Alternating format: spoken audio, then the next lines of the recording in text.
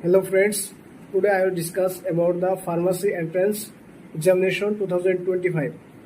Already 2025 বৰ্ষৰ কাৰণে pharmacy entrance এক্সামিনেশ্যনৰ যিটো নোটিছ সেইটো অলৰেডি অফিচিয়েল নোটিছ আহি গৈছে।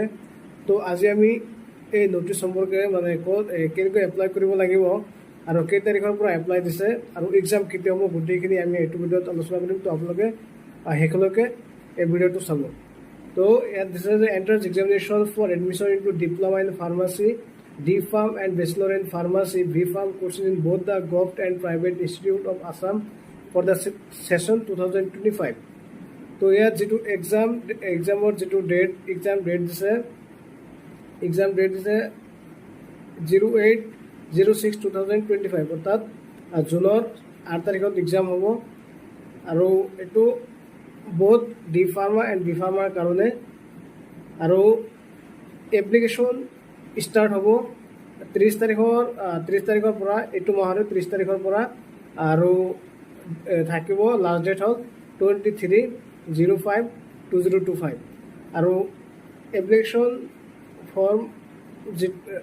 ফৰ্মত ফৰ্মটো এপ্লিকেশ্যন অনলাইনো হ'ব। অনলাইন এপ্লাইটো www.ssuhs.in এপ্লাই কৰিব লাগিব। এপ্লাইটো ষ্টাৰ্ট হ'ব 30 তাৰিখৰ পৰা এইটো মাহৰ 30 তাৰিখৰ পৰা আৰু এন্ট্ৰেন্স টেষ্ট চেণ্টাৰ ক'ত থাকিব চেণ্টাৰ হ'ব গুৱাহাটী, ডিব্ৰুগড়, শিলচৰ, যোৰহাট, বৰপেটা, তেজপুৰ, ডিফু, নগাঁও, নলবাৰী, লখিমপুৰ, ধুবুৰী আৰু Kokrajhar.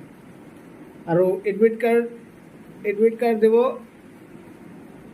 Admit card from 3105 which can be ইয়াত যিটো এডমিট কাৰ্ড দিব মে' মাহৰ 31st এডমিট কাৰ্ডটো দিব। আৰু যদি কোনো ধৰণৰ কিবা অসুবিধা থাকে এপ্লিকেশ্যন কৰোঁতে তেতিয়াহ'লে ইয়াত নাম্বাৰ দিয়া আছে, এইটো নাম্বাৰতো কল কৰিব দিছে। তো যিসকলে ভাবিছে যে মই এইবাৰৰ যিটো entrance exam pharmacy entrance exam দিম সিহঁতে কেনেকৈ প্ৰিপাৰেশ্যন কৰিব লাগিব গোটেইখিনি আমি আলোচনা কৰিম আৰু কেনেকৈ কি কৰিব লাগিব। তো সেই বিষয়ে আমি আলোচনা কৰিম যে বিশেষকৈ ফাৰ্মাচী এণ্ট্ৰেন্স যিটো এক্সাম হয় সেইটোত টোটেল 100 মাৰ্কছৰ কুৱেশ্যন থাকে ফিজিক্স, কেমিষ্ট্ৰি, বায়'লজি আৰু ইংলিছত। তো 100 কুৱেশ্যন থাকে, ইচ ছাবজেক্টৰ পৰা 25 কুৱেশ্যন। তো MCQ টাইপৰ হয়। তো NCERTৰ পৰাই মেক্সিমাম কুৱেশ্যন NCERTৰ পৰাই আহে।